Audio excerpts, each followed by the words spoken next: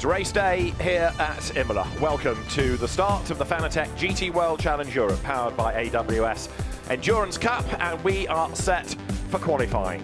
David Addison and John Watson trackside on, it's got to be said, John, a fairly chilly morning. And this, not only with a cold track, but a busy track, is going to be a real test of the teams and drivers as we head to qualifying in anticipation of today's 3-hour season opener. Well, there's a balmy 5.6 Celsius ambient and an even more balmy track temperature, 7.9. So I don't know how anybody in the pit then can complain about not getting tyre temperature. It is going to be a very busy racetrack. 52 cars will be out on track for qualifying. 52 cars we hope will make the start, and getting all 52 round on an opening lap without any sort of hip and shoulder, or if you ain't racing, you ain't rubbing, you ain't racing, whatever the expression is. But there is that magnificent Imola circuit, 4.9 kilometres, just over 3 miles, 21 turns, depending how many curves and turns you count. But great old school circuit, brought up to date with the chicane at Tamburello, then the Villeneuve chicane before Tosa Herpen, then the notorious, and it was notorious certainly yesterday, the Variante Alta Barker cone was abused to the point where it was almost cruel. In the second session in the afternoon, notifications have been given to teams. Anybody who approaches that's going to be penalised, and if you touch it, well, you're going to go to jail. And they all got the message, because after that, it was never touched again. Interestingly, not a single GT4 car has touched it. GT4 cars touched each other yesterday. We had a fair few dramas, but the cone survived. Now, 88 Mercedes had a bit of damage in free practice, because as it was coming into the pits, it was hit by an Audi that was leaving. But the combination of Raffaele Marciello, Jules Gounon and Daniel Juncadella as strong as ever, and this has got to be a car in contention, not only, of course, for the win, but also for pole position. I mean, such a well-polished act. I mean, the ACA team is not Acadonis. That's the new attachment on the side of the car.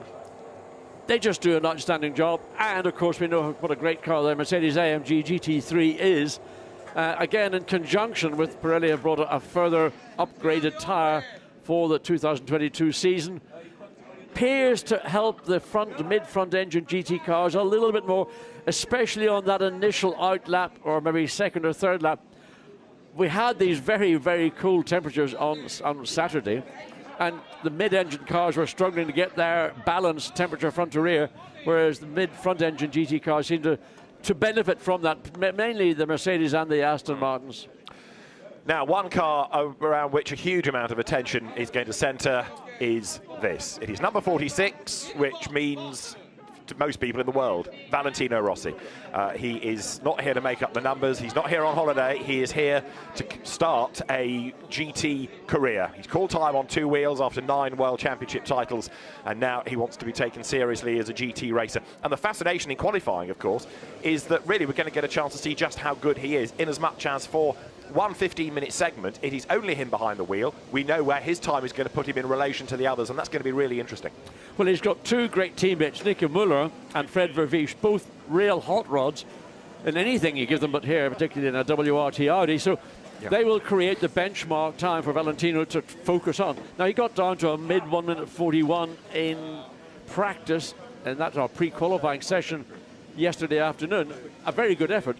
And, I mean, he's so methodical, metronomical almost in the way he's going about this, because it is a serious event for him. He's not just doing this to bring on his mates along to Imola and have a big jolly. No, this is a career move. And having been a 9 times either MotoGP or 500 GP world champion, whichever, this is the future for Valentino Rossi.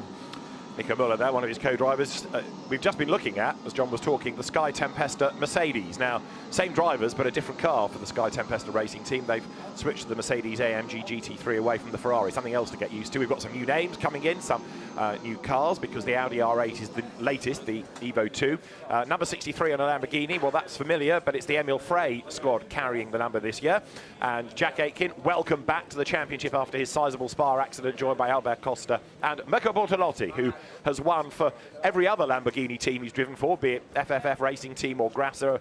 Now he moves to Emil Frey, and as ever, he is going to be a man to watch. Well, that car yesterday ended up being 10th quickest. The time actually set by Jack Aitken, but of course, Albert Costa and Mirko Bortolotti give them a Lamborghini, a brand new set of tyres, or whatever they're going to use. Mostly will be new sets of tyres. and they will be a threat for a pole position challenge. 22 is Patrick Matthiessen, Dominic Fischli and Joel Sturm in the Allied Racing Run Porsche. Allied had a GT4 class win yesterday. Joel Sturm yesterday evening was one of the drivers taking part in the Fanatec GT Esports Pro Series, the on-site esports competition. It was won dominantly by Neil Verhagen, the BMW Junior. Why do I mention esports? Because the top 5 finishers in the Pro Cup and Silver get points for their teams in the combined championship. Not for drivers, but for teams. Iron Dames back, the all-girl crew in the distinctive pink Ferrari number 83, Rahel Frey, Sarah Bovy and Michelle Gatting. We have Iron Lynx, of course, there it is, the car in the background, the white Ferrari number 51, which is Miguel Molina, reigning champion Nicholas Nielsen and James Collado. We've also got the Bentley on the grid, number 107, out of the CMR stable for Mathieu de Robiano, Stéphane Lemeray, and the paralysed former motocross racer Nigel Bailly. I think, yes, it is him in the car at the moment. There he is, Nigel Bailly, who raced at Le Mans last year and is now getting used to a very different type of car, the GT Bentley. It's not the youngest car on the grid, but it, under CMR's guidance last year, went pretty well. I mean, it's still a great car. I mean, all the work that M Sport, who developed the Bentley for this race series, I mean, they did an outstanding job. Unfortunately, maybe they didn't get the best from the package that they had for a variety of reasons. And there's a man, Maxime Martin, in a car that is also going to be a real threat for that front row of the grid, the Aston Martin 95. And that car was on it all the way through both those sessions. We had 2 1.5-hour sessions on Saturday and always ending up near the front. Anybody that knows anything about Maxime Martin knows that he was a GT star in BMWs. He raced for BMW in the DTM and was very good, and for Aston Martin has been another star. And of course his 2 co-drivers, world champions out of WEC, Nicky Tim and Marco Sorensen. So Aston Martin, again, not here to make up the numbers, nor is the Attempto Audi. This is 66, the car of Josep Bohacker, Marcus Winkelhock and Dennis Marshall. Marcus Winkelhock, another of the Audi old hands now, helping to bring on the young drivers. Josep Bohacker, much underrated, very quick fin. And Dennis Marshall, very fast German driver as well. So again, this is going to be a competitive car. That car was 4th quickest in the afternoon. Yeah. Dennis Marshall set that time. So again, you've got to look down the pit lane. Who's going to be your top 10? Well, that's Hobson's choice, basically, because I couldn't guess it. And of course, it's these 3 15-minute sessions, a lot of pressure on the drivers. Finding a clear lap is going to be like looking for a pin in a haystack, or a needle in a haystack, or whatever you look for in a haystack. Well, when you've got your needle, pass it over here and I'll stick it in the entry list, because I think that's about as accurate as we're going to be to pick a pole position driver. Klaus Bachler, along with Matteo Cairoli at Dynamic Motorsport in the Porsche, and Côme Ledegar, reigning champion in endurance, of course, Iron Lynx Ferrari. He's a champion as well from the Von Rahn McLaren days, don't forget. But now he returns to Porsches, in which he made his name as Carrera Cup France champion before he went into GT cars. So Côme Ledegar, one of the few drivers that hops from brand to brand. Number 90, Mad Panda Motorsport. It's Ezekiel Perez Compact's team. Touring car racer Dawson Bokovic and returning Sean Walkinshaw joined him in that car this year. Ezekiel was another competitor in the esports race last night and finished 2nd in silver and arrived on the podium with the huge Mad Panda head that he wore, and he takes the whole Mad Panda branding very seriously. But after a few years of running, he had a season with WRT, for example, in the pro category, but running in silver and also running his own team, he's a different person, Ezekiel Perez Compact. He seems much more relaxed, much more at home in that environment. I mean, one might say he's matured. Yeah, maybe. I mean, certainly his demeanour would be that of somebody who's more comfortable in the role, the dual role that he's now enjoying, and good luck to him, because you know, it was a bit tough when he had that massive shunt at Paul Ricard, and he fractured, I think, a vertebrae or something, so that took him out for about 6 or so weeks. But now back with his own team, still waiting for him to give us the clearest of nods to Mad Panda. Was this a sort of a dream he had one night when he woke up and wondered what the hell was going on, or was it just something that, you know, where? Well, the fact that everyone asks him, I think, means that he will remain tight-lipped. He keeps promising that one day he'll spill, but he hasn't done yet. 112, one of the 2 McLarens out of JP Motorsport. This is Patrick Krupinski, Mashish Blazek, and Christopher Brook. There you can see the BVT liveried Mercedes from GetSpeed, which is Mauro Engel, Lukas Stolz, and Stein Schotthorst returning to the championship as well. Stein Schotthorst, who was in IMSA for the last couple of seasons for the Grasser team. Right, green flag gets Q1 underway. So it's 15 minutes, one driver, one session, and it's not about the fastest time, it is about the fastest average time. So at the end of the third session, you've got 3 times, one per driver per car, and it's the average of those that will determine the order. It's easy in Q1, but from Q2 and Q3, we'll be able to refer to people going fastest in the session, but also the order overall. So it might be that we have one car that goes to the top of the times in the session, but it's only, for the sake of argument, 6th on the average, which you'll see how it all pans out. Track is open, and their 87 Mercedes is set to go from the Acurdis ASP team.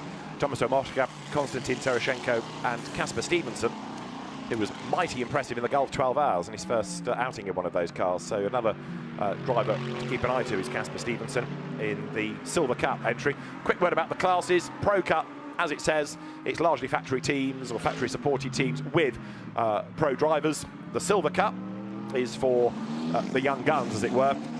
There is still the Pro-Am Cup for the mix of the AMs and the pro drivers, and new for this year is the Gold Cup, which is effectively an average of a silver.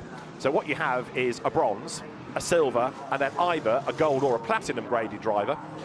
That averages across to be silver, and that is the Gold Cup. And it's good, actually, because it's bringing more of the golds and platinums back into the championship that otherwise might not have a factory program, for example, and have nothing else to occupy their season. So it's good that he's bringing more people back into the championship. And as John has made the point, 52 cars for the season opener. Not bad going. I mean, it's a phenomenal entry. What an opening round here at Imola. I mean, a place, a racetrack I have got a personal affection for. And I mean, I mentioned it in our broadcast. I came here 50 years ago, half a century. Wow. I mean, I'd like to claim I'm in my late 40s, but I think that's a giveaway, isn't it? And that was to race what? Formula 2. A little Formula 2 car called a Tui, made by a genius of a New Zealander called Alan McCall. Right. So I raced it here, and it was great. Fantastic start. No chicanes. Yeah, of course. I mean, it was just flat out from Rabatza all the way down to Tosa. We managed it, you know, we managed it. That's true. In the good old days.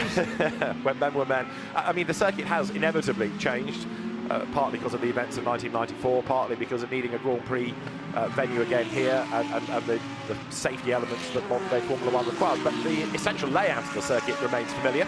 This is Pedotella. They're about to drop downhill to Acqua Minerale, and it is a circuit with undulation. It's a circuit the drivers really enjoy. Well, it's a natural flow in the countryside just outside the lovely, I'm sorry, I was going to say village, but in fact it's a small town of Imola, which is only about 20 kilometres down the road from the historic capital of the region, Bologna, with all its history and politics, one might say. And there is the car that Valentino Rossi is going to be behind. Whether he is behind the wheel or not as it rolls down the pit lane, we didn't get confirmation. I think he's going to go out in Q3, so that will mean the car is at its lightest. You don't refuel during the qualifying, so the cars obviously get quicker towards the end. But it's interesting how the teams play this. Do you want your fastest driver out in the first or the final session? Well, there's an Jack Aiken already backing up the traffic coming through the exit of Rabatza to get the best opportunity to come on, start-finish straight across the start-finish line now. And on this run, it's not a very long run now from that line all the way down into Tamburello. It's a big breakdown, about 3 gears, swing left, then back quickly to the right, and then get the car straightened up for this exit, which is flat out in a GT3 car. Important, as we have mentioned, to get your balance of tire, front to rear tire temperatures up as quickly as possible, so that you won't have a car that's either pushing at the front or having a back end that's not really glued when you get back on the throttle.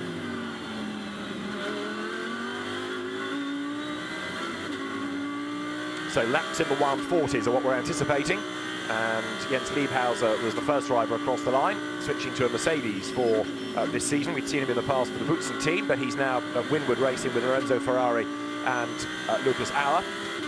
We're not going to cover every driver inevitably because there are so many, 52 times 3, but one or two that stand out with a story attached. One is Ben Barker, who finds himself with a Barwell Lamborghini for the purposes of this year's championship. Ben Barker, very, very quick British driver, former Australian Formula 3 champion, but has been associated with Porsches for many, many seasons, both in terms of Carrera Cup Championships, driver coaching Porsche drivers, racing them himself, but a Lamborghini for Ben, very tall British driver, something completely different. Right, Raffaele Marciello sets the target time, Rossi, 1:42.321. Yes, target time really is the time set yesterday afternoon, 1:40.1, set by the 88 Mercedes, the car that Marciello was. Now Lorenzo Patrese, what a famous name in this rotation. He has gone quickest in his Audi in a 1:41.9. Now, we didn't maybe anticipate that, but that's an outstanding run. I hope Riccardo was here in the paddock to watch his son. I seem to have a recollection of Riccardo leading a San Marino Grand Prix here and falling off the road down at Acqua Minerale, as Lorenzo now gets bumped down to second by Adam Itecki, 1:40.794 in the Butson Audi. We've been looking on board with Jack Aitken in the Lamborghini, and he is currently 11th with Klaus Bachler's Porsche 13th. And there is number 11 Audi, the Lorenzo Patrese car that has now fallen to 5th fastest. Lorenzo Patrese, as John says, son of Riccardo, former Grand Prix racer, who we did see in the Spa 24 Hours a few years ago, remember, in the Honda NSX. And the team for whom Lorenzo Patrese drives, new to this championship, it's the Car Collection team. Tresor by Car Collection is the entrant name, but Car Collection successful in Nürburgring 24 Hour and the old VLN, the NLS as it now is, on the Nordschleife. This is Raffaele Marciello. He was quickest, he's now 8th.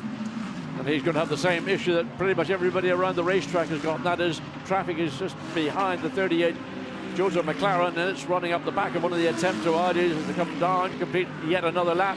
So will Marciello have made any further progress, or will he find himself stalled out?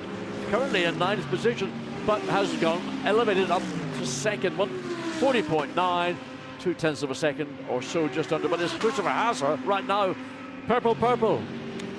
In another of the Car Collection Audis, Adam Itecki still the fastest, 1:40.794. Halfway point of Q1, 7 minutes still on the clock. Christopher Haase, here he is, as you say, purple. Drops now down towards Ravazza, where he turns, and the road just about clear enough as Fred Verviche puts the Valentino Rossi car at the top of the time. It was 1:40.618, so it's looking good at the moment for Audi. Christopher Haase has that long run up towards the timing line. He'll break the beam in a moment, and the lap puts him at the top on a 1:40.296. So Christopher Haase goes quickest. That's an Audi 1, 2, 3. Interesting, based on conversations I had this morning, the consensus was at that point, mid-engine GT cars struggling to get tire temperature balance front to rear, but right now all 3 Audis have done, well, Christopher Haase, 3 and a bit tenths quicker than Fred Verviche, and whereas... But, just thinking Audi, Dries Van Thorn yet to do a lap time. He's the only one of the 52 that hasn't got a time to his name. So Dries Van Thorn, number 32, is going to be the next one to look for, surely, because the reigning sprint champion, reigning combined champion, with Charles Wirtz, will no doubt bang in a quick time, and he's got only 6 minutes to go. And Maro Engel flashing the headlights to say, get out of my way, I'm on a flying lap car, currently in 8th position. So Maro Engel looking to make further progress. Got green, so he goes up 1 position up to 7th. We got green in all 3 sectors, so he improved, but not by the amount he would have required. Fred Verviche on board now in the 46 Audi. Road busy pretty much everywhere. This is Variante Alta. You see the marker cone on the inside of the first part of that chicane. That was what was being hit in pre-practice yesterday as drivers looked for the limits. And the race director, Alain Adon, had to keep putting out a full course yellow while the track staff put it back in place, and then it would be demolished again or knocked down again, and they put it back in place, and on it went. But they were much better behaved in the subsequent pre-qualifying session.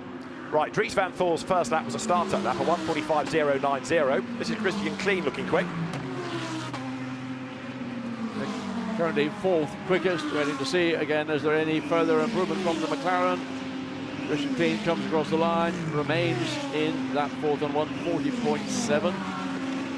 And Dries Van Thor, not actually that much quicker in the first sector on this lap than he had been the previous, but it's a better middle sector. Number 32 is Dries Van Thor. There he is, plunging down to Ravazza. So he needs something in the 40s to be up near the pointy end of the grid. And bear in mind that it's not just his efforts that determine the grid position, it's the 2 co-drivers as well. Up to the line he comes then. Getting a nice slipstream from the back of the 87 Mercedes. So that will punch a hole in the air for the Audi, but goes fourth quickest. So an improvement, but he would like to be at the top. Now 4 Audis, 1, 2, 3, 4, in fact 5. Got Lucas Legere goes 5th now. This is Augusto Farfus in the new BMW, the M4, the Rover Racing Run car. You've got one in the traditional Rover oil colours. You've got another one in the BMW bank colours of the junior drivers. Dan Harper, Matt Tesser, Neil Verhagen. And over the line goes Farfus. He is 16th quickest. I mean, the top 7, with the exception of 3rd place, is an Audi lockout. Well, now Jack Aitken's got his Lamborghini up into 6th place, Marcello into 3rd in the Mercedes. Otherwise, it's like an Audi showroom. It's a bit, isn't it?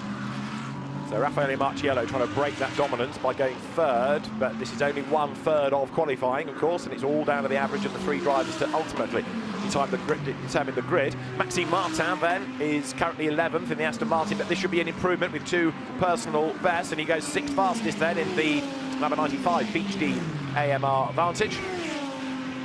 It's good to have Aston back in the pro category. We had that win as long ago as 2013 in the pro category when Darren Turner, Stefan Mucker and Fred Makovici won at Silverstone.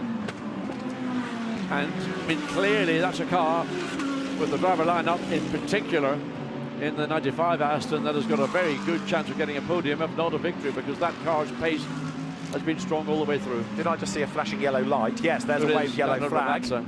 So somebody's had a moment looking for an errant car, which doesn't instantly reveal itself, but something's happened. It might be a bit of something on the road anyway, but there's a yellow in sector 3. Raffaele Marciello picked out of that lap. So pretty much over now, because 2 minutes remaining. Those that came into the pits, of which 88 was one of them, they'll get back in and get back out, I think, with the time remaining. 63, Jack Aitken still. Small improvement sector 1, but lost a punch in sector 2, so backs out of it for that final sector now. Prepares yet again the 46 Audi with Fred Ravish directly behind him. Fred Ravish currently in 4th position for that 46 Audi. Nothing obvious as to why that yellow is there, but it's still displayed on the timing screen in sector 3. So Haase, somebody else that's been a real revelation this morning in number 10, Adam Itecki, new to the championship in the Boutsen Audi. He's been red flag. Right, okay. Which is all to do, presumably, with what's going on down at Rivazza. But yeah, Adam Itecki out. Oh, there it is. Carrera Cup France. That's 188 in the gravel. That's the reason for the stoppage. And it is Enrique Chavez who's off at Rivazza. So we saw the yellow flag. Now we can account for why, because he's got a long way off. A very long way off, indeed. That's turning into a Rivazza 1. And you wonder, that doesn't look to me as if it was just a driver error. There may have been something beyond the driver's control, because you get on the brakes, well, quite a distance before you turn into Rivazza, because you want to get the nose of the car in and running over the curb, and he's gone a long way into the gravel trap, so that car's going to be, well, the session's effectively finished anyway. The red flag brought the session to an end, and that McLaren will be returned to the pits, hopefully in time to get either Miguel Ramos or Adam West. Okay, session will not be resumed. Confirmed on screen. And Q2 will start at 9:22, and what are we up to? 9:14 at the moment. So we've got a few minutes to get the drivers into the cars. Data downloaded. Quick chat between the drivers. Christopher Haase there giving advice about what the car and the circuit feels like. But yeah, Adam Itecki, one of the stars of the session there, new to the championship, and although he's raced in the Asian Le Mans series in LMP3 machinery and very good in Carrera Cup. It's an excellent effort to be only a 10th shy of Christopher Haase. Yeah, I mean, that's a gold entry. So I think that's an impressive outing for the first time in a full-on qualifying session. All the things that you might do in pre-qualifying and then the session and the earlier Saturday morning. Look, is Jules Gougnot coming across a little word? I wonder what that's all about. And that's with Raffaele, I'm assuming. It is. So what's it like? Why are you only 3rd, Lolo? Now, a new helmet design again, or is that the familiar one we have seen over last season? I think it's a new one, but it's a very cupful one. Yeah. Sort of sums up the person wearing it. So, in the nicest possible way. Yes, I agree. So we've got the cars making their way back into the pit lane, and a quick look at the order at the end of Q1. So Christopher Haase it is, who is quickest from Adam Itecki and Raffaele Marciello. Fred Verviche fourth from Gisbert Thor and Maxime Martin. Jack Aitken a good 7th from Augusto Farfus, improving ahead of Lorenzo Patrese. That's impressive as well. Further back, Christian Klein 11th, Stuart White in his new to him Lamborghini 12th, and Valentin Asclot, new to the Aston Martin factory, ranks 13th. Really, after page 1 of the order, you start to look more at people that are out of sequence in a way. The number 54 Porsche a long way back for its high standards of 19th. Good effort by Ollie Milroy to be 22nd. Rob Bell 24th in the McLaren. And also the Iron Dames Ferrari rounding out the top 20. Good effort by Rahal Frey. Sandy Mitchell as well in 30th. 31st, the junior BMW, Neil Verhagen, winner of the esports race, the Fanatec esports Pro Series race last night. Ben Barker 33rd, adapting to something that's not a Porsche. The Mad Panda Mercedes 36th, and Youssef Ahaka, we talked about pre-session, he was 40th. The returning Mike Parisi 44th for AWS events. All 52 made it out onto the circuit. At the bottom of the times, 107 Nigel Bailly in the Bentley. And only 51st Jonathan Hui, the Sky Tempesta, making me think that all was not well there, because that car I'd have thought would have been a bit higher up the order. Christopher Haase, though, no dramas, a 10th quicker than anybody else. Christopher Haase fastest in Q1, and he's in the pits with Gemma Scott. Chris, obviously that was a sterling performance. Audi looking very strong today. Yeah, this is true. I mean, Imola is always a track which fits to the Audi quite well. But also here, you know, in the Fanatec GT World Challenge series, we have a lot of cars. So for sure, one of the key factors is to have a clean lap. Nobody will have a proper clean lap here because of the traffic, but at the end, I think our Dresser by Car Collection team, they made a fantastic job to give me opportunity for a clean lap, and our car also, the Audi R8, was just amazing fast. Do you think that could be repeated in Q2? Well, as I said, it's quite hard to put everything together. I mean, I hope we can do it again, but we have to be realistic, and if we on the next 2 sessions, maybe not on the top, it doesn't mean that it will be bad. So we have to keep our fingers crossed that we can do the same, same traffic management again, and then we have for sure the chance to do the same. Thank you. Well done. Thank you. Ezekiel Perez Companc and Augusto Farfus under investigation for a possible improvement under yellow flags. Schoolboy error, isn't it? Don't get away with that one these days, not with the amount of broadcast and TV and on board and spies in the cab, and on it goes. So, yes, 98, wouldn't expect that of that particular car, but under circumstances, you know, so much traffic, you're focusing on other things, not necessarily being aware, but, well, a professional driver like Augusto Farfus for sure should be aware, but in the case of the 90 Mad Motorsport Ezekiel Perez Compact, maybe you think there was Mad Panda again. Yeah, blame the Panda, wasn't it, Ezekiel? Just seen Chris Froggatt getting on board the Sky Tempesta Mercedes, number 25 then, which was hustled along in Q1 by Lucas Legere, now becomes Patrick Niederhauser. And then Christopher Mies will take over the car for Q3. So at the moment, the order, of course, is based on what we've just had within that first session. But as you get second and third drivers in the cars, it's their time, averaged with the earlier ones, that then will determine the order. At the moment, the class positions would go pro, gold, then lots of pros, and the best of the silvers takes you to 9th. Karim Auger is on board his Boutsen Racing Audi for Q2. This is the car that Adam Itecki drove very impressively in Q1. 19, yet to have any wheels fitted, but for Emil Frey Racing, Leo Roussel will take that car out. 14 over its shoulder is going to be Thomas Truyler, former Silver Cup champion. So the Emil Frey Racing team upholding Lamborghini honour in the championship this year, and number 63 is going to be Albert Costa in this second qualifying session. Well, I would imagine Albert Costa will manage to find a way to punch in a clear lap. If that means using a little bit more of the car and the racetrack, that's what it takes to get the job done. So Kelvin van der Linde is going to be in the number 32 Audi, and Kelvin, always exciting to watch. One of those drivers who also is one of the better, I would call it, overtakers. And that's maybe going to be an issue here. Maybe you want to use that skill just to make sure you do find the best, clearest lap you possibly can. And there is the Iron Lynx Ferrari with the door off for the moment. Just lifted up, take it off the hinges. Nicholas Nielsen, reigning endurance champion, will drive in Q2. The car run by Iron Lynx, the Iron Dames Ferrari, actually was the fastest of the Ferraris in Q1. So Rahul Frey's efforts put her as the fastest of all the Ferrari drivers in that session. Very good indeed. There it is behind the 51, the pink Iron Ladies entry. Now, why would they be taking a door off? Now, is that the same door or a replacement door? I'm not certain. It may well be a replacement door. Interesting, isn't it?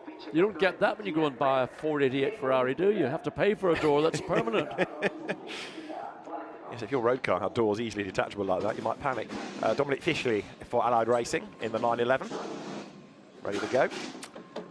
So we are about 20 seconds away from the session going live. And Nigel Bailly is under investigation for slowing down in the last sector. A lot of people appeared to be doing so. Slowing down is arguably to give yourself clear air, to have a clear start to your lap, but it may have been for another reason we're not aware of.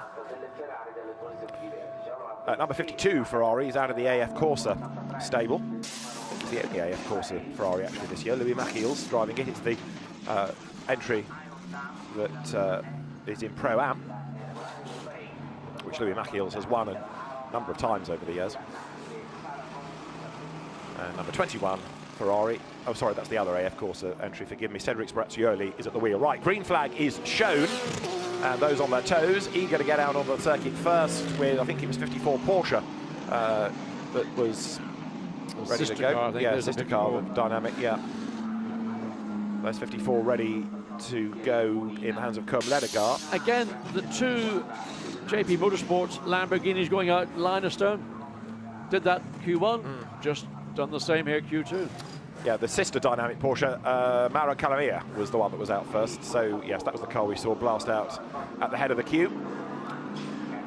Dominic Fishley's Porsche, Nicholas Bart's Audi, Marcus Winkelhock's Audi, Vincent Abril's McLaren, Meshish Blazic's McLaren, Alfred Renau's Porsche has gone out, Valdemar Ericsson's Mercedes has gone out, Alex Malikin for Barwell in the Lamborghini on track, and out they come car by car. Number 2 is going to be Stein Schotthorst in this session. So Stein Schotthorst, we've seen in the championship in the past, both for Straka and then also for Attempto in Audis, but now switching from Lamborghinis, which he's raced in America, back to European racing and the Mercedes. Motorsport entry number 5 just waiting to roll down the pit lane, and congestion, as you can imagine, with 52 cars in this pit lane, just finding a slot to get your car into the outside lane and not have an unsafe release. We did see an unsafe release yesterday from the 33 WRT Audi. They got penalised, fined €1,000 for that. That's what caused the collision with the 88. Yes, we'll get it right. The Akodus ASP Mercedes. It used to be ACA ASP, right, but it's Akodus ASP now. So again, it's going to be a busy circuit. On occasions, we've had the odd Pro-Am entry, for example, with only 2 drivers. Well, this year it's 3 in every car, and that means that the road is equally busy for each of the sessions. There isn't one slightly quieter. 163 is operated by VSR, Vincenzo Sospiri Racing, and Baptiste Moulin will drive in Q2. We saw him a few seasons back, you might remember, with one of the Pro-Am category Orange 1 FFF racing team Lamborghinis. FFF not on the grid this year. They're here running cars in Super Trofeo, but not on this grid. Yes, disappointing, because such a successful team over the last 2 seasons. And, well, Emil Frey has picked up the baton, yeah, in terms of representing the Lamborghini. I suppose it's the nearest you might suggest to a quasi-factory-backed Lamborghini entry. It's certainly not a shabby team. They've had success in this championship and in others. So there you've got McLaren and Audi running together. From Garage 59, Manuel Maldonado, cousin of Grand Prix winner Pastor, and tucked up behind in number 66 Audi out of the Attempto stable there is Marcus Winkelhock. Yeah, Marcus keen to clear this traffic as quickly as possible, and you can see weaving, and that's frustrating for Marcus Winkelhock because he doesn't know which way the Lamborghini is going to go. Yeah. He would like to launch himself up the inside into Verdi Anti-Alta, but not as a McLaren, not the Lamborghini, beg your pardon. So headlights going. Marcus is frustrated. I want past. I want to get temperature in my tyres as well. So everybody knows that on the out lap you've got to do the best you can. So he dives down the inside. Now he's got the 12 Audi. Pressure by car collection. And that's Matteo Drudi behind the wheel.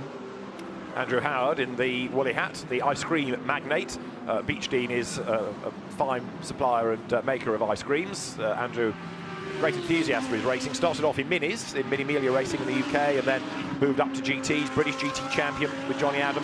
He's raced WEC and the ELMS, and now operating this two-car team with some help from the factory, but he's put a lot of his own effort and resource and money into it.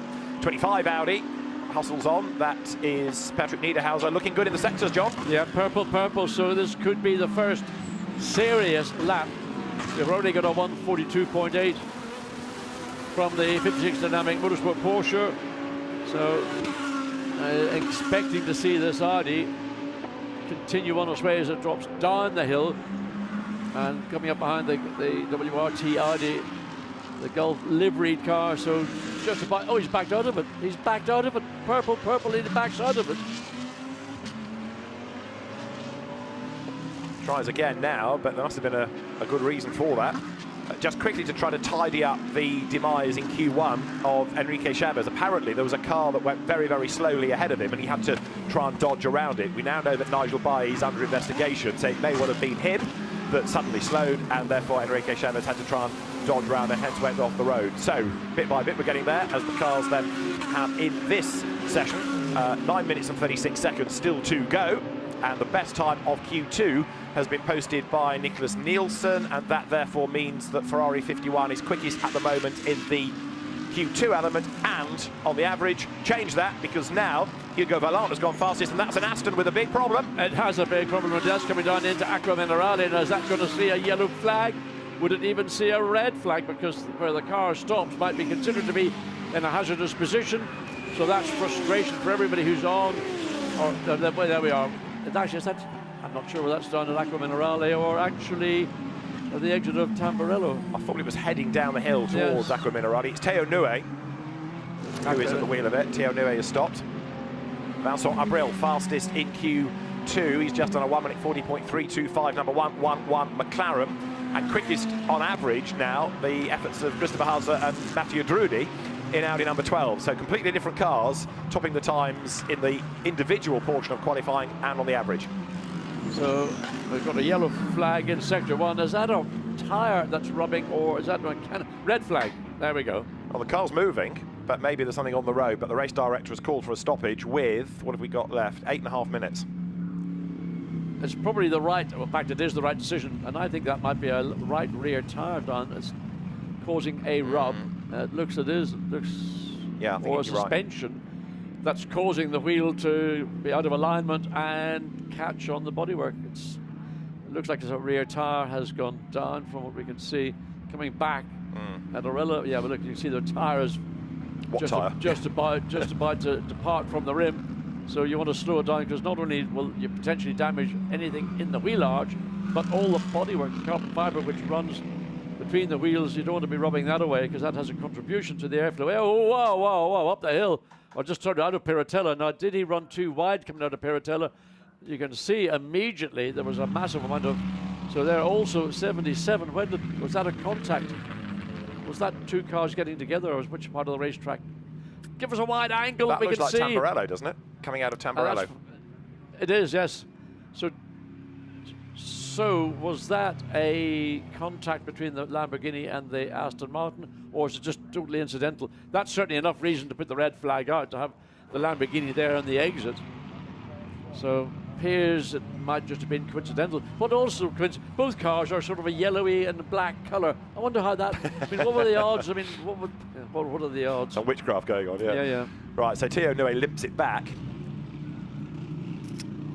And the Aston is heading, as you see, for pit lane like everybody else. The fact that there's a stoppage here means the clock is stopped as well, with it being qualifying, and therefore they can get a new wheel on that car without losing extra time, as it were.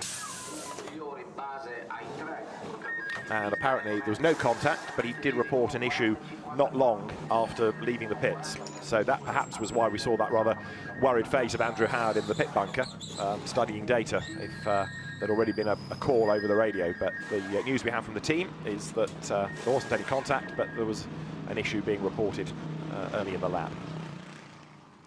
Right, number 77 then, the Barwell Lamborghini of Rob Collard is being hoiked out of the gravel.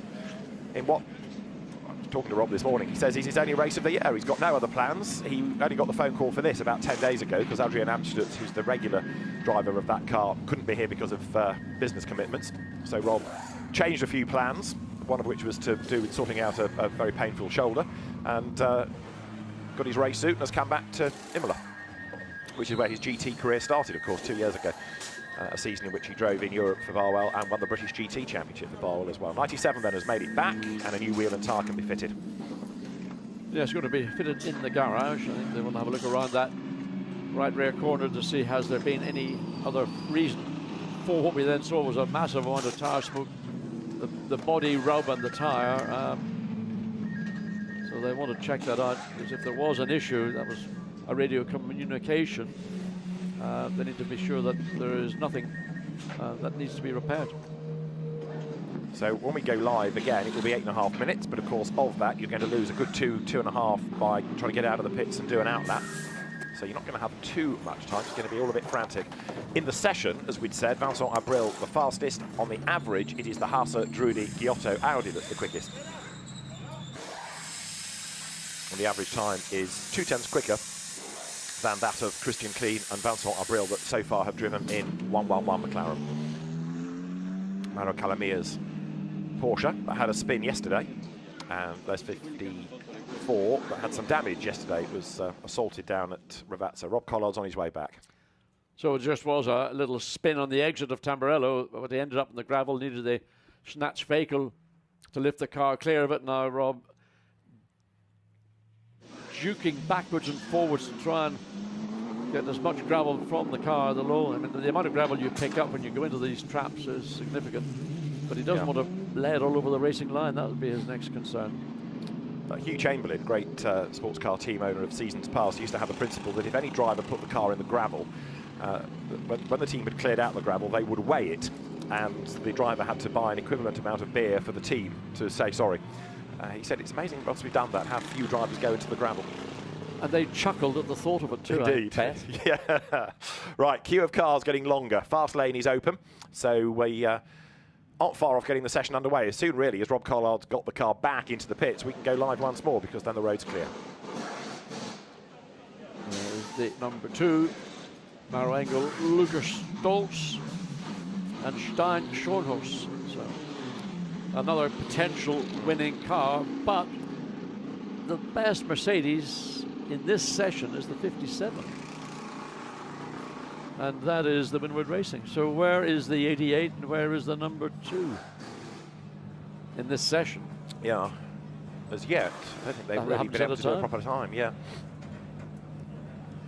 So the point about track positioning, clear track space, remains as important as ever. But Imola, which played host to the championship a couple of years ago, is a welcome venue for the first round. Traditionally, it's been at Monza, but this is the first time in what you might call a normal season rather than a COVID-affected year that we start. That guy there, get him employed for the Italian World Cup football team. He can take a penalty any day of the week. So at Barwell, the team trying to find out whether or not the car, once it's returned, is going to be allowed back out into the session. Treble 7 set to go back onto the circuit with Al-Faisal Al-Zubair at the wheel. That's another car out of the Haupt Racing Team stable. The Almanar Racing by HRT car that's in the Silver Cup. And there is Rob Collard. This is like the walk of shame, isn't it now? Because everybody in the pit lane is about to see you, as the cause of the red flag, drive back in and point and say it was him, it's his fault. Yeah, Rob could carry that shame. He's got no problems with that whatsoever. No, for many, many years, a mainstay of the British Touring Car Championship, multiple race winner. Not the best of qualifiers in that, but that always used to make his racing very spectacular as he had to come through the field. So imminently, I think we might be able to go green. And we do so as I say that. The green flag is shown, and so as one comes in, out go the rest.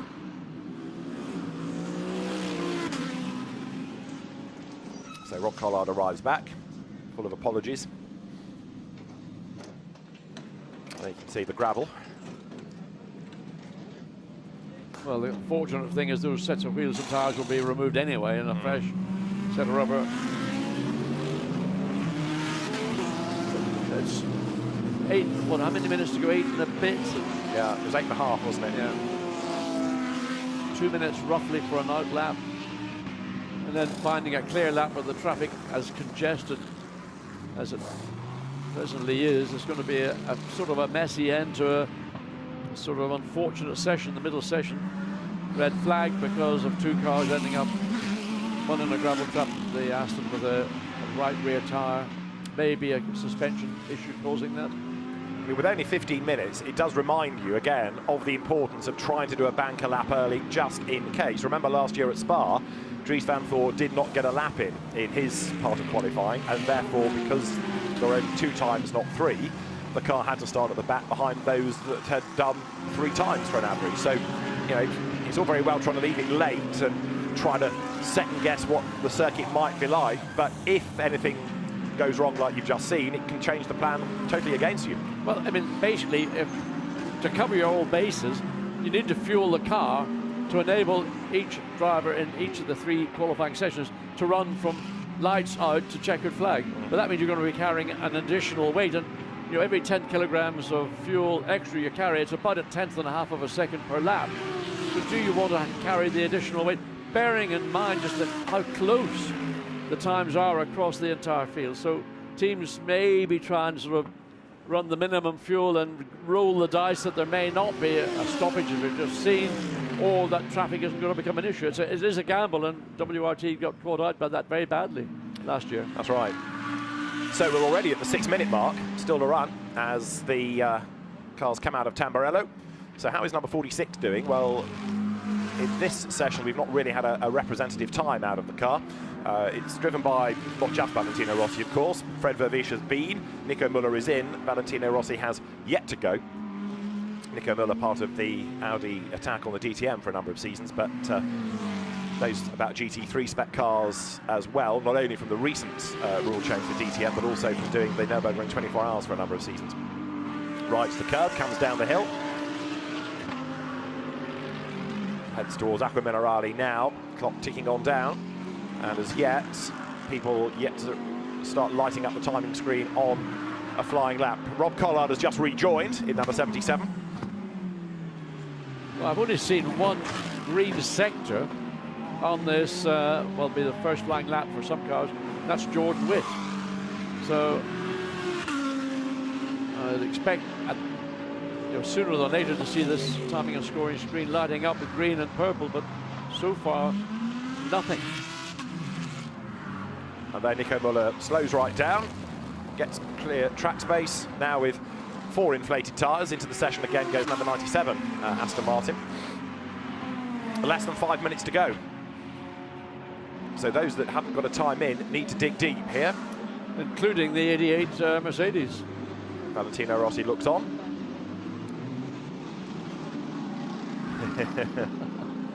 The cheery wave. And that car, as I say, will be hustled on in the next session by the Italian. Interesting, he's sitting there along with the team watching timing and scoring. With such a short time remaining in this session, would he not want to be ready actually, his helmet on? And I would certainly want to do that. In the meantime, Kelvin van der Linde, the 32 Audi, has gone 3rd quickest in this session. So it's McLaren, Audi, Ferrari, those are the top 4. Nico Müller, in the, if you like, Rossi Audi, is under investigation for blocking. And so also in number 26 is Nicholas Bart. But 46 significantly, the WRT sketches Rossi, Müller, Vervisch entry, blocking, and off the road there goes Karim Ogier. And he's back on again. That was coming out of the Villeneuve chicane.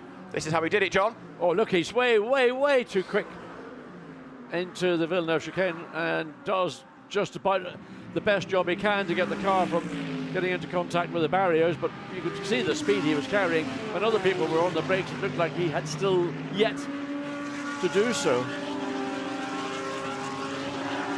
Another one under investigation for blocking has become number 11, Hugo Valenti. So the stewards will have a look, see if there's anything that needs to be done. Kelvin van der Linde's improvement to third, John had given you. That puts the car third on the average as well as in Q2. But now we are getting more and more greens. Not much in the way of a purple yet, as there's another shuffle to the order. Nico Muller, 12th fastest in the session. BM hops over the Valenti Alto. Looked a little bit awkward on that exit from the chicane, getting a bit air under the left rear of the car.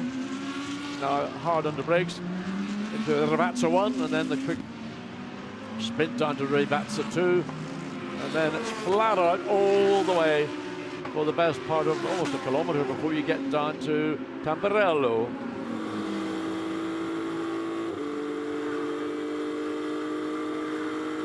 So Marcus Winkelhock is in this session an improver in the 66. Attempt to racing Audi up to 6th quickest, but still where are, well, 88 Danny Juncadella in 9th position. That's a bit of a drop off. It is. It is. Doesn't make it the best Mercedes either. It's the third best. Yeah, precisely. The best Mercedes on the average, though, is 88, where it is to be found at 5th. So life's a bit better when you aggregate the times. And the session has only got 1 minute and 44 seconds in it. Right, purples are coming, John. Who have you found? Well, Nick Yellerley in the BMWs, purple in Sector 1 in the 98 BMW. That was the car we were watching coming through Valenti Alto when it hopped, skipped and jumped over the chicane, but got now on this lap purple in the sector, in its middle sector. 2 places further up, Danny Juncadella has gone purple in Sector 2, personal best Sector 1. Patrick Niederhauser had done an absolute best in the sector as well to go up to 5th in Q2 and now 6th on average, because Kelvin van der Linde goes fastest in Q2 on a 1 minute 40.286. That puts number 32 Audi 2nd on the average. And Juncadella has gone 3rd in this section in the 88 Mercedes. 3rd on average. That's more like it. Getting up there. There's less than a lap time left in the session. We've got about 48 seconds to go. So Patrick Niederhauser again currently in 6th position, personal best, Sector 1, fastest overall, again in an Audi, Sector 2, and if he can stitch this Sector 3 up, he could find himself, certainly in this session, challenging Kelvin van der Linde's present fastest lap, 1:40.2, and that's the time that he will hope to, somewhere between the end of Sector 2 and finishing the lap, waiting for that to come up on timing and scoring.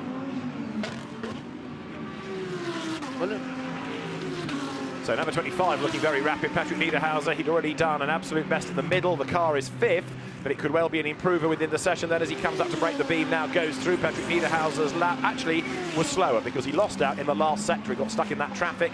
Checkered flag, he's out. 51 Ferrari on screen. This is Nicholas Nielsen, who is good and good in terms of being personal best in sectors. There could be an improvement coming here. Let's just see as he breaks the beam. There's the flag. And for number 51, he does improve to go fastest in Q2. Nicholas Nielsen, 1 minute 40.272. And that hauls the Ferrari up to 4th on average. So a good lap by Nicholas Nielsen. Extremely good lap, and good to see Ferrari. Good to see Ferrari. Well, it was quick, as we're still seeing Kelvin van der Linde now has further improved to a 40.081. We want to congratulate Ferrari on that lap. And Nicholas Nielsen goes and does. Oh, the time was Nielsen. Am I seeing things? Anyway, Winkelhock now has gone quickest in his 66 Audi. The timing and scoring is either going nuts in this session or I'm going nuts. Your eyes are not deceiving you, because Kelvin van der Linde lost his best time, then it was given back to him, then it went away again, and Nicholas Nielsen was put back at the top. But also now, as you say, Marcus Winkelhock has gone quicker than both of them, 1 minute 40.196. It's still Haas, Drudi and Giotto's car that's fastest on the average. So the order you're looking at, number 12, the fastest, so that's the average time. That's what the grid is based on, rather than individual portions of qualifying. So it's Audi 1 and 2, with WRT's number 32 entry being second. Up towards the line now comes Matteo Drudi. He will take the flag. And that car in Q2 is 5th.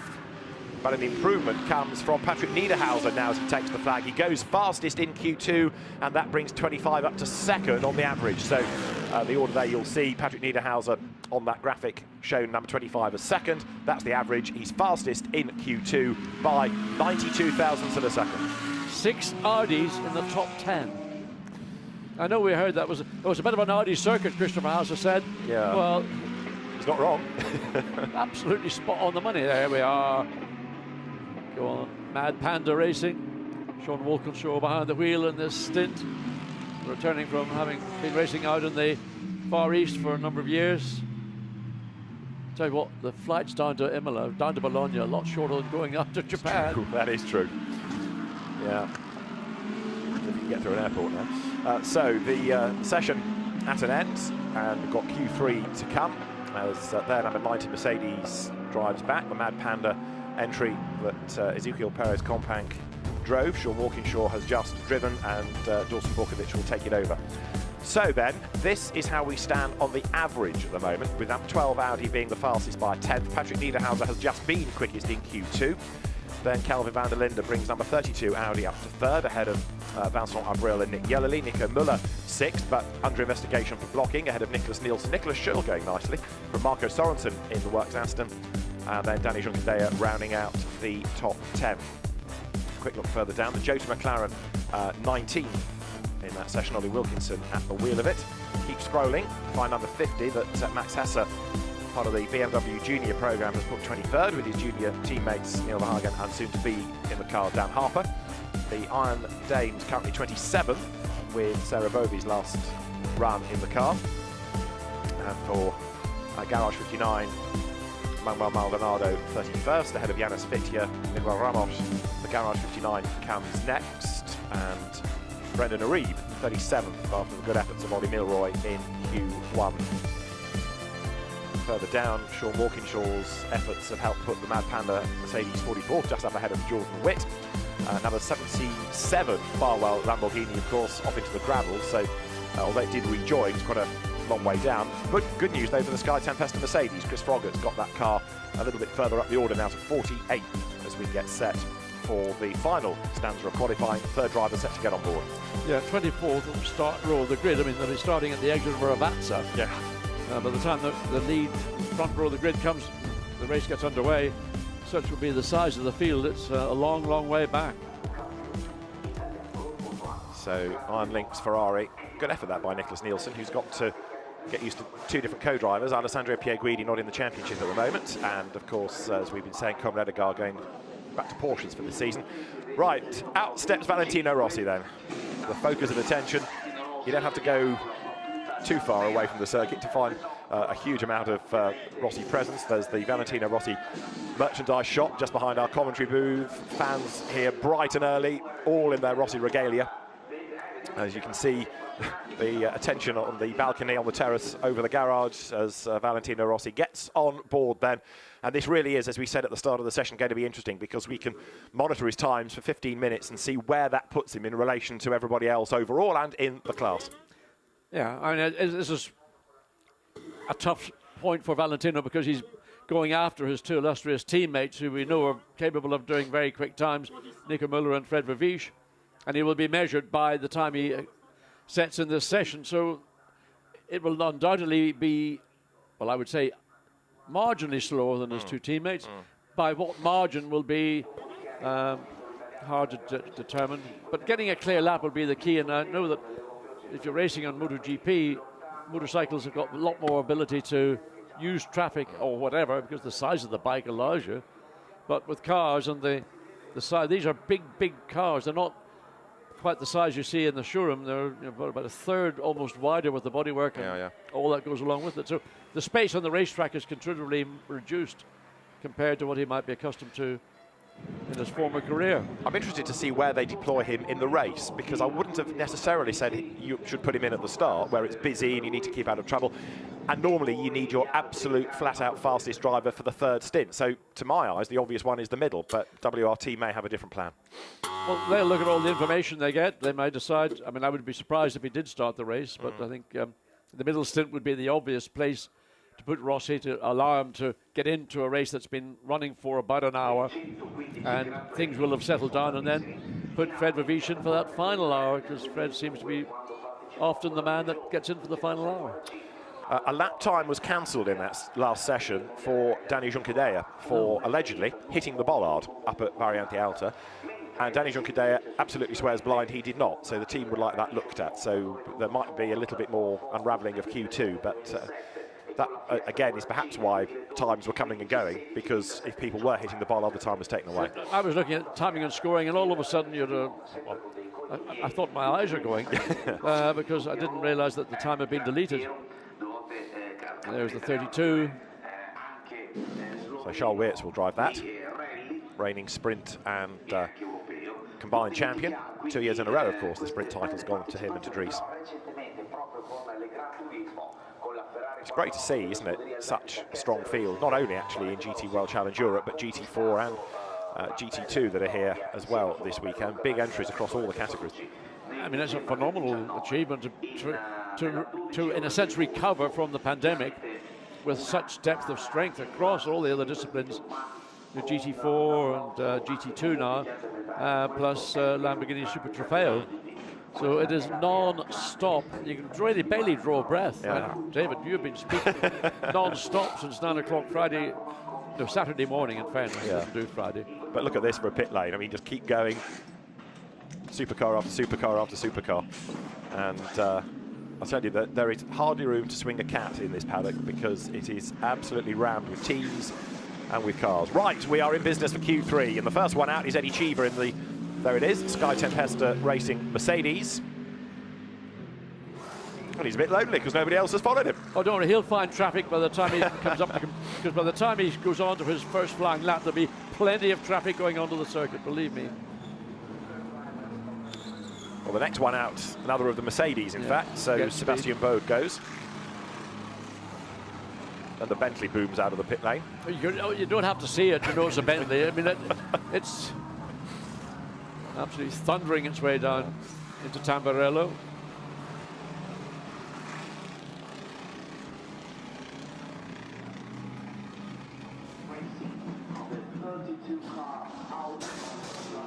Danny Juncadella at track limits rather than the bollard, forgive me, but they're still not convinced that, or he's not convinced that he transgressed, so they're having a look at it. But gradually the pit lane is emptying for Q3 here.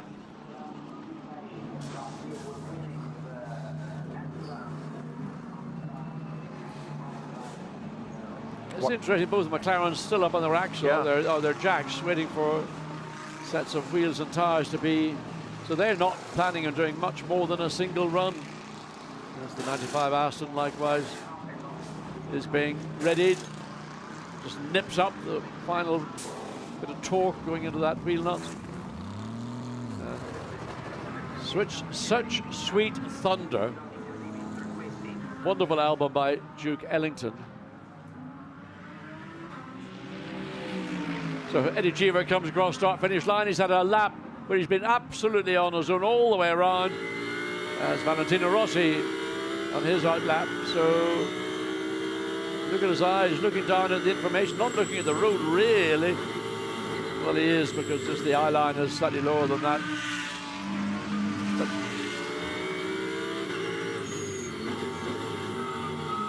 But into Tosa, that's the left-hand hairpin that leads the long uphill climb all the way up to Pimentel. There it is behind the McLaren, and he's right on the gearbox or the rear wing, and he's not going to try and, but yeah, he's passed up the inside into Pimentel. Well, quick learner is our Valentino. Is he ever? Right, this is going to be lively, isn't it? This would be quite something if he could go fastest in Q3. This might be writing the headlines a bit soon, but you never know. So as Eddie Cheever presses on, it would be great, wouldn't it? Brilliant, wouldn't it? So downhill plunges Eddie Cheever. Powers his way now uphill once more. This gives you an idea of what the circuit is like. Forget really just how many houses, restaurants even are around, even within the circuit, because the roads go under the track. It's a very lovely part of you might call it the suburbs of Imola, and there are lots of wonderful little restaurants dotted in and around the racetrack. One of my favourites, I'm not sure is still there or not. Oh, look at the traffic really, and the 32 likewise just shuts the door on the 93 Sky Tempesta. So that will be a big frustration. Whether that would be considered to be a penalty or not, I don't know, but certainly it inhibited the 93 Eddie Cheever, still showing quickest time at 1:43.5, but way off the times that we'll expect to see by the time we get to the end, as Valentino Rossi comes into the Villeneuve chicane. I mean, you look at the car and it looks great. Yeah, I mean, he looks great. Absolutely, I was going to say, there's absolutely nothing that makes you think this is a relative rookie behind the wheel. Yes, all right, he has done a little bit of car racing, both in the old Blancpain Endurance Series, as it was then called. He's done occasional races in the Gulf 12 Hours, done a bit of rallying, the Monza Rally. He's competed in a good few times. So he knows what a car is about. He knows lines, he knows about racing. But he's giving away a huge amount of experience compared to many in that class. But it doesn't show in the way that he's driving right now. Absolutely not. I mean, one of the things that when you make a transfer from motorcycles into car racing is the braking potential of a race car is way beyond that of a MotoGP bike. Brad Levish looks pretty content about it all as he sees about to get all sideways off the curve. He's monstering the VSR Lamborghini there. You can see him at work. I would say he must be absolutely loving this. I mean, this is proper racing. Absolutely. But can't get down the inside into the match and backs out of it. Rightly so, because there's no point getting stuck behind a car that you know you're quicker than. So he's dropped back, Fred Levish, watching now whether there's been any coaching from pit wall to car to tell him, you know, don't get involved in the race. Give yourself your own space, but be careful of people behind you, that you don't impede another car. The 38 Toyota McLaren continues on its way down towards Rivazza. That's Marvin Kirchhofer at the wheel.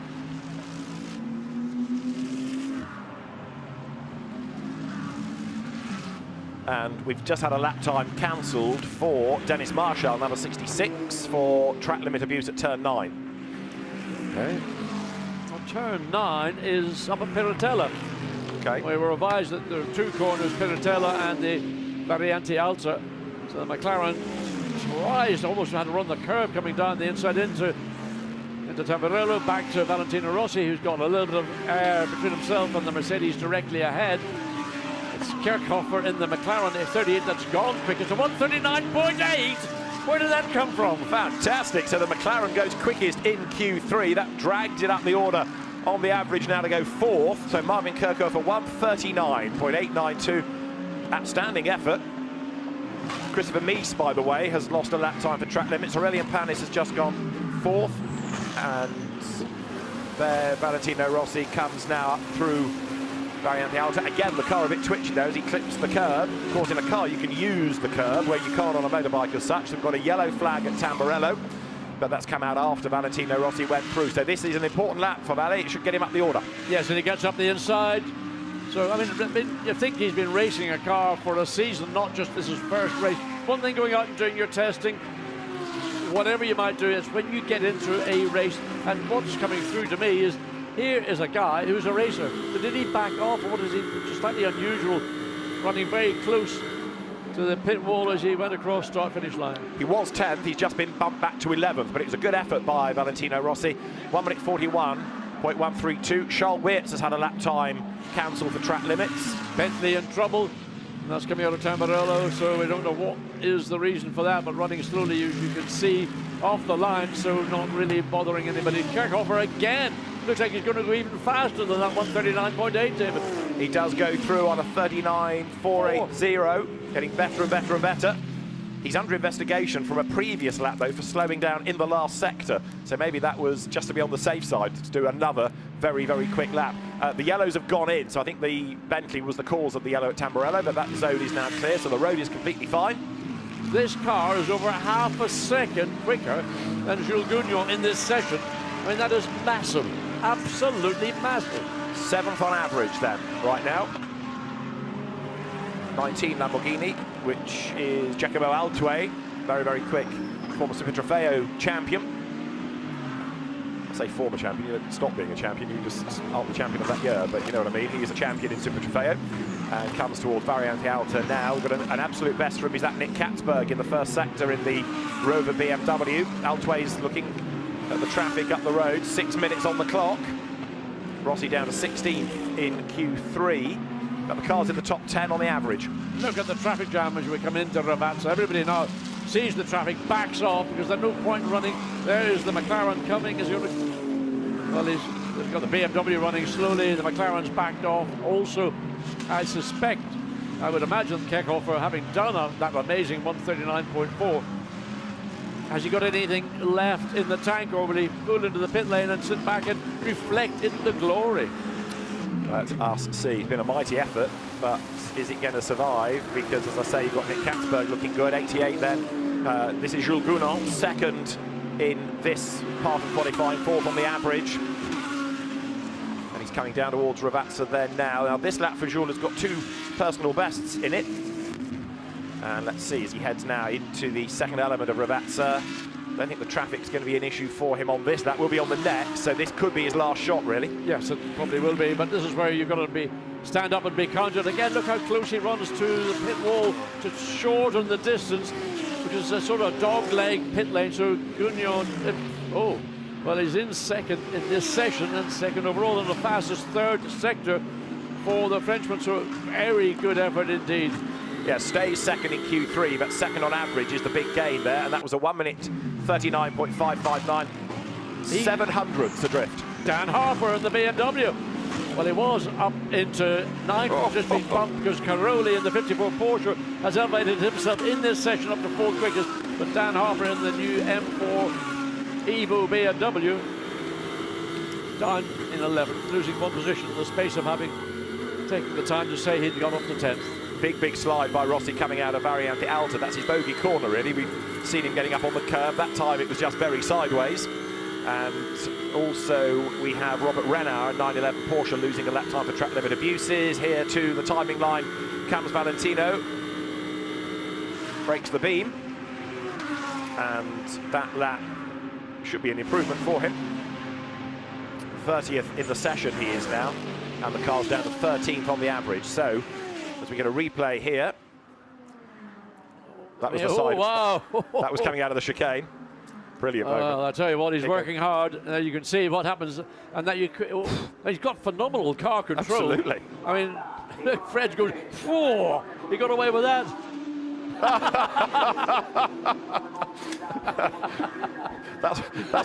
that's what the award's night, isn't it? So, what have I got myself into, my man? At least it's entertaining. Absolutely. But the good thing is Valentino keeps saving it. I mean, okay, he might look a little bit wild through that chicane, but as you say, like, amazing car control he's got, gets him out of strife. I mean, for him, that's nothing. I mean, when you get a MotoGP bike sliding the back end out, and you've got 270-odd horsepower and a single rear wheel, spinning it in 4th wheel, I mean, this is easy peasy for him. Fantastic. Fred Favucci's face. We need that in the titles, I think, now, don't we? Another improvement, Benjamin Lassen in the boots and Audi number 10. Right, Marvin Kirchhofer and Jules Gounon, after their heroics, are in the pit lane. And Valentino Rossi, I think he's still circulating, but he's fallen back now to 32nd. His best lap is a 41.1. He's about a second and a half away from where he needs to be at this moment. So here he goes again.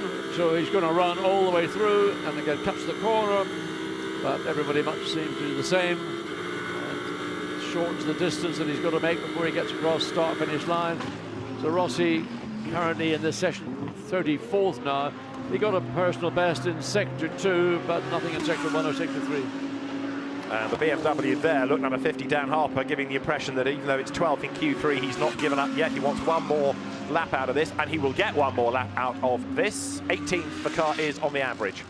And it looks as if he's got relatively clear racetrack ahead of him, so he can focus on what he's doing rather than worrying about traffic around him.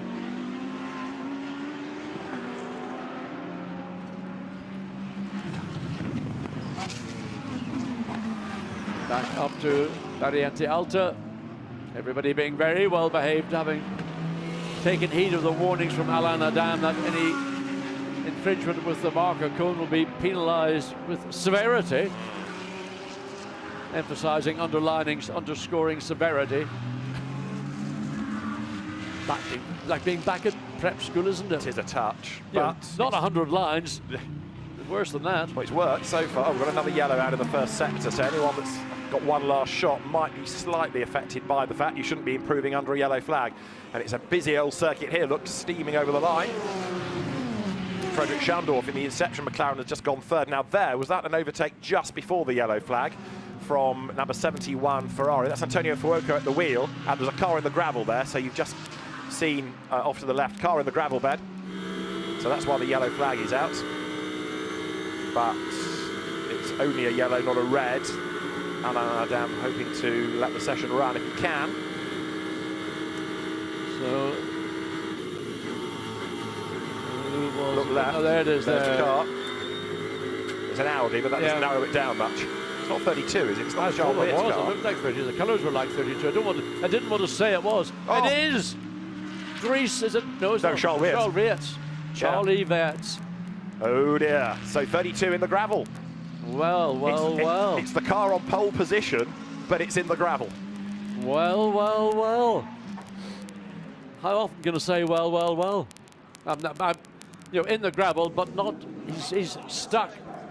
Go on, Dries. Say it in English. We want to read your lips. I don't know what swearing is in Belgium. Kelvin van der Linde, he's sitting there looking, shaking his head. Red flag. But the session was virtually at an end anyway, but the session has had a red flag.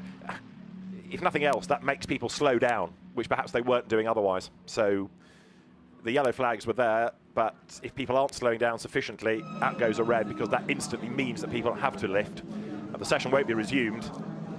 And the car that's fastest on average is in the gravel.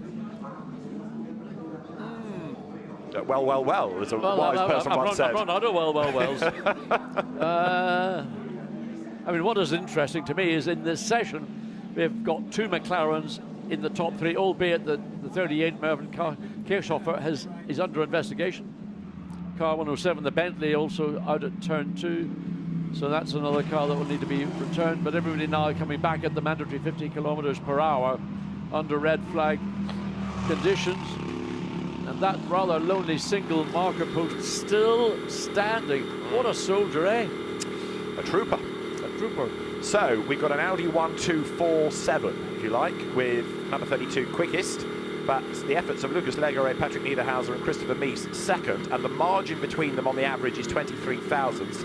The top 28 out of 52 covered by less than a second on the average of three drivers' times. Well, we talked about this, the balance of performance, and I was disappointed we only had, at that point, 27 cars covered by less than a second. I mean, I suspect at some, I don't know which circuit it might be, I suspect at some point we're going to get the entire field. I mean, okay, a 52-car field's a bit of a stretch, but I mean, it is nuts just how competitive this racing is. So, as Charles Wirtz is going to be sorting out a rather gravelly car, Dries van Voor and Kelvin van der Linde are in the pits as the quickest on average with Gemma. Boys, slightly mixed emotions there, seeing the car finish in the gravel, but the qualification is done and you're on pole. Congratulations. Yeah, it's been a hectic qualifying. To be honest, I'm not so pleased with myself, but at least my two teammates did a great job. They managed to get us back up front, and it's a great starting position for the race. Of course, it's still a 3-hour race to come, so anything can happen, but it's of course the best position you can start from. Do you know what happened there for Charles? We didn't see it. I think he just really wanted pole in Q3 as well, and maybe tried a bit too hard. But yeah, I mean, that fighting spirit will help us in the race. I think we've got a good race car, two good teammates as well. So let's see. Hopefully, we can stay there. Well, things definitely look good for the Audis this weekend, right? For the moment, yes. It's been a while, so happy to be on pole. Actually, I think it's been a long time that now he's been on pole in endurance. Yeah, it's an endurance. So it took us a while, but at the end, it's there. So good. Thank you. Well done. Dries van Voor being very honest about his own efforts there. So this is the provisional order at the end of qualifying with the average time. So this is, if you like, for the grid. This is not the individual of Q3. Fastest in Q3 was the McLaren of Marvin Kirchhofer, but that brings the car up into contention, not onto pole. It is Dries van Thor, Calvin van der Linde and Charles Weerts Audi that will start from the top, ahead of Lucas Legere, Patrick Niederhauser and Christopher Mies. The best Mercedes is third, of Raffaele Marciello, Daniel Jean-Cadea and Jules Gounon. The best McLaren, though, is fifth. Dennis Lin's efforts with Vincent Abril and Christian cleaning the other two elements of qualifying, putting it fifth. And the best Ferrari, sixth fastest, which is Miguel Molina, Nicholas Nielsen and James Collado. The Marvin Kirchhoff and McLaren 10th then, that he shares with Ollie Wilkinson and Rob Bell after being fastest in Q3. Best Lamborghini, only 13th, number 63, Jack Aitken, Albert Costa and Mirko Bortolotti.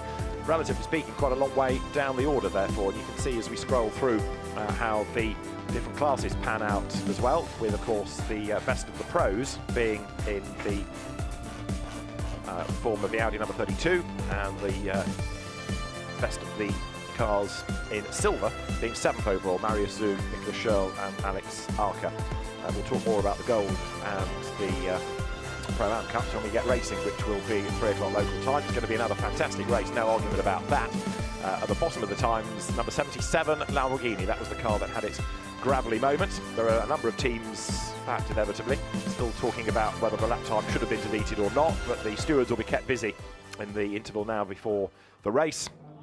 And out steps Valentino Rossi, who at the end of the qualifying session did fall down the order, sad to say, but number 46 will start 15th on the grid, but I would be surprised if he were the start driver. I think you're correct in assuming he'll be the middle driver, let Fred Vavish do the final stint, but you know, how competitive is it? I mean, you can't explain it until you actually are directly involved in it. And you know, a man who's accustomed to winning race after race, world championship after world championship, to come and have to cope with, you know, a performance by his standards, I should have done better, but he will get better. The thing that I find interesting is he's got this phenomenal ability. You know, the car's out of shape. You can see that on Fred Vavish's face. I can't believe it. How did he get that back? And that's that cat-like quality that he has. Unquestionably, that's all come from his many, many years in MotoGP. So, of course, with a busy grid like this, everybody wants to be up as close to the front as they can be. There are going to be some disappointed drivers. They're of the team that will start third.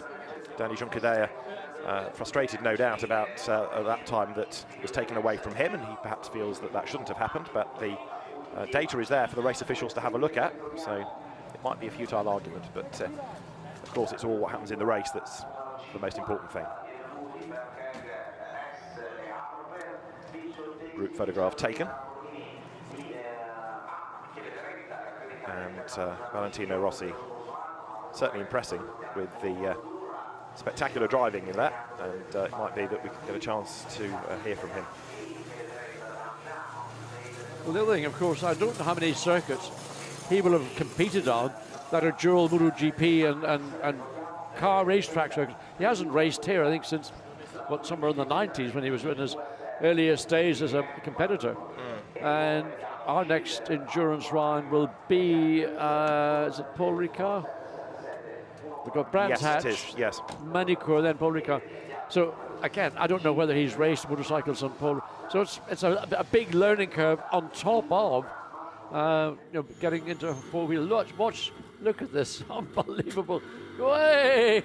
Takes one hand off the wheel, but he'd still kept the car pointing in the right direction. Here it is, the onboard camera. Look at that! Wow! Well, let's have a word with him then, because the star turn here is in the pit lane with Gemma. Vali, did you enjoy that first of all? Yes, it's very difficult in the qualifying because I have a lot of cars, so you need to push hard but find the right space, but it was good. 0.3 of a second off of Nico's time. Yes. We will start P15, and it's not so bad for the race, and we have a good pace, so we will see. We will see what's happening in the real race. Are you pleased with yourself? Sorry? Are you pleased with yourself? Yeah. It's, for the first qual, it's not so bad. Well, we'll talk to you after the race as well. Thank you. Thank you. Ciao. So very good effort by Valentino Rossi, and we look forward to seeing how he fares in the race. And it promises to be, well, we know it's going to be good because it's always good, but hugely competitive. There, Vincent Voss and Yves Wirtz congratulate him. So it's going to be a great race to look forward to, and do join us for that later on in the day. We'll be on air at 2:30 local time. Start at 3, and for now, from John Watson, David Addison and Gemma Scott, it's goodbye from Imola. Join us for the race later.